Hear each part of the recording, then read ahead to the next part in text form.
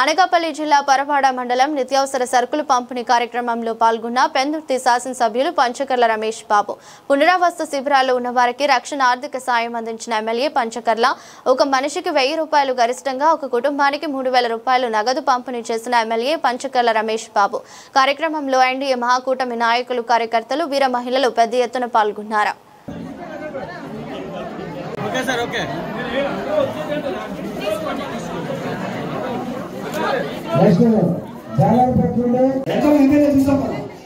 కాబట్టి సార్ రాత్రి సాయంత్రం తహసీల్దార్ గారు ఫోన్ చేశారు. సార్ చెప్పిన సార్ నేను కూడా సార్ మాట్లాడాను. సార్ ఇవాళ సుజాత గారు పెద్దతో వేరే మీటింగ్ పెట్టుకున్నారు.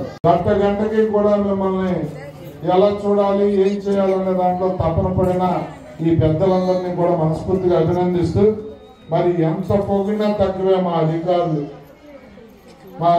కూడా నిద్ర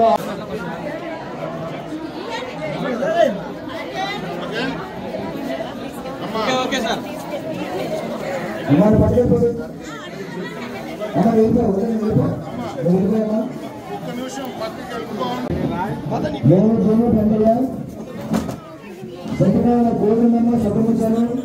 సంతకాల కొండపాడు మల్లప్పన్న ఇవేంటమ్మా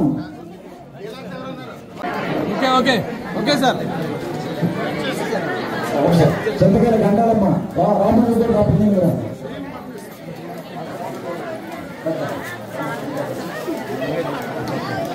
సరే విశాఖపట్నం కాకుండా మనిషికి 1000 రూపాయలు చొప్పున ఇంట్లో ముగ్గురుంటే 3000 అలా కూడా అందించే కార్యక్రమం కూడా త్వరలో తీసుకోబోతా ఉన్నారు. ఇదంతా మీకు ఎందుకు చెప్తున్నామంటే కష్టం వచ్చినప్పుడు ముందు పనిచేసాం. ఇది కేవలం ఏంటంటే మా బాధ్యతగా ఫీల్ అయ్యాం. కాబట్టి మీరు ఇచ్చిన అధికారం మీరు ఇచ్చిన సపోర్టు వృధా కాదు. మంచి వాళ్ళకే ఓటేసాం, మంచి ప్రభుత్వాన్ని తెచ్చుకున్నామని నుంచి మీరు అనుకోవాలనేది మాది మా అధికారులది తపన. మనస్ఫూర్తిగా మా అధికారులందరికీ కూడా ధన్యవాదాలు తెలియజేస్తా ఉన్నా. గ్రూప్లో పెట్టాను, వాయిస్ ఇచ్చాను. నిన్న అధికారులకి రాజకీయ నాయకులకి ప్రజాప్రతినిధులకి ప్రజలకి దీంట్లో పాల్పంచుకున్న ప్రతి ఒక్కరికి కూడా ధన్యవాదాలు చెప్తూ గ్రూపుల్లో వాయిస్ పెట్టాను.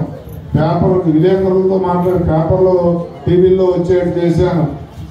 ఇవన్నీ ఎందుకంటే కష్టపడిన వాడిని శభాష్ అంటే ఉపశమనం. కొద్ది కష్టం మర్చిపోతారు.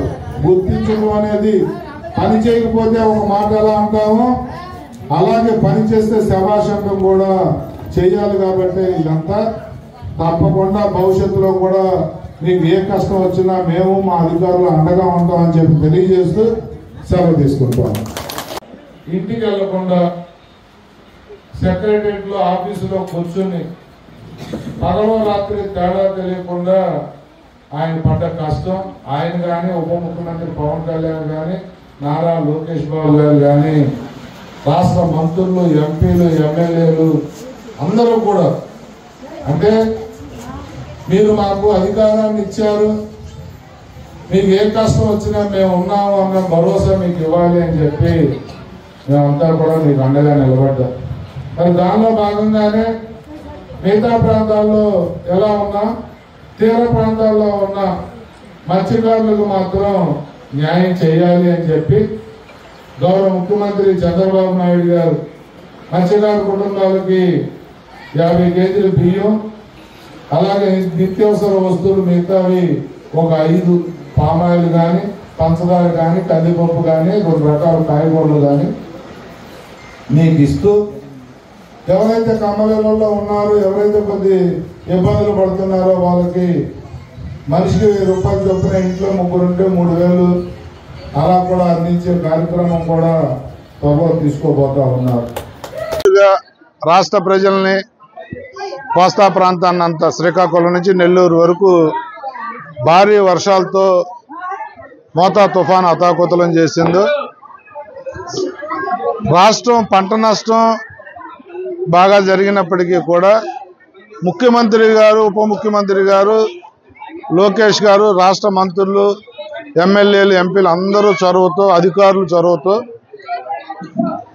ఎక్కడా కూడా ప్రాణ నష్టం ఎక్కువగా ఆస్తి నష్టం జరగకుండా కాపాడుకోగలిగా. మరి ప్రతి ఐఏఎస్ ఆఫీసర్ని జిల్లాకి ఒక ఇన్ఛార్జిగా చేస్తూ జిల్లాలో ఉన్న కలెక్టర్లను కానీ హెచ్ఓడిసిని కానీ ఎవరైతే స్పెషల్ ఆఫీసర్ నియోజకవర్గ మండల స్థాయి స్పెషల్ ఆఫీసర్ ఆధ్వర్యంలో అన్ని డిపార్ట్మెంట్లు కూడా గత 5-6 రోజులు రోడ్ల మీదే ఉండి ప్రజలకు చేసిన సేవ అమోఘం. గౌరవ ముఖ్యమంత్రి గారు అందరికీ కృతజ్ఞతలు చెప్పారు, ఉప ముఖ్యమంత్రి గారు కృతజ్ఞతలు చెప్పారు. మరి మా అందరికి ఇంత బాగా సహకరించిన మా అధికారులకు మనస్ఫూర్తిగా అభినందనలు తెలియజేస్తూ తుఫాను వచ్చింది అయిపోయింది వదిలేసాం అన్నట్టు కాకుండా ముఖ్యమంత్రి గారు తీర ప్రాంత గ్రామాలు ఏవైతే ఉన్నాయో వాళ్ళందరికీ కూడా ముఖ్యంగా మత్స్యకార గ్రామాలకి ప్రతి ఇంటికి కూడా 50 కేజీలు బియ్యం, కేజీ మంచి నూనె, కేజీ పంచదార, కేజీ కందిపప్పు, 2 రకాల కాయగూరలతో వాళ్ళకి ప్రతి గ్రామంలో ప్రతి వ్యక్తికి అందే విధంగా మాకు ఆదేశాలు ఇవ్వటం ఈరోజు ముత్యాలంపాలెంలో అది తిక్కవానిపాలెంలో పంపిణీ చేస్తా ఉన్నాం. నిజంగా ఏ నాయకుడి కన్నా సంతృప్తి కలిగే కార్యక్రమం ఏంటంటే ప్రజలకి ఏదన్నా మేలు చేసినప్పుడు మేము వాళ్ళందరినీ తీసుకొచ్చి తుఫాన్ షెల్టర్లు బిల్డింగ్లు పెట్టి టిఫిన్లు భోజనాలు అన్ని సదుపాయాలు కలిగించి చిన్నపిల్లలకి పాలు బ్రెడ్ ఫ్రూట్స్ కూడా ఇచ్చి వాళ్ళకి ఏ ఇబ్బంది రాకుండా చూసుకున్నాం. భవిష్యత్తులో కూడా ఏ ఇది వచ్చినా కూడా ముఖ్యమంత్రి గారు ముందు చూపుతో చేస్తున్న కార్యక్రమాలకి మనస్ఫూర్తిగా అభినందిస్తూ తప్పకుండా ప్రజలను కాపాడుకుంటాం. ఆస్తి నష్టం కలిగిన వాళ్ళని కూడా కాపాడుకుంటాం, పంట నష్టం కలిగిన వాళ్ళకు కూడా కాపాడుకునే వాళ్ళకు కూడా ఇస్తాం.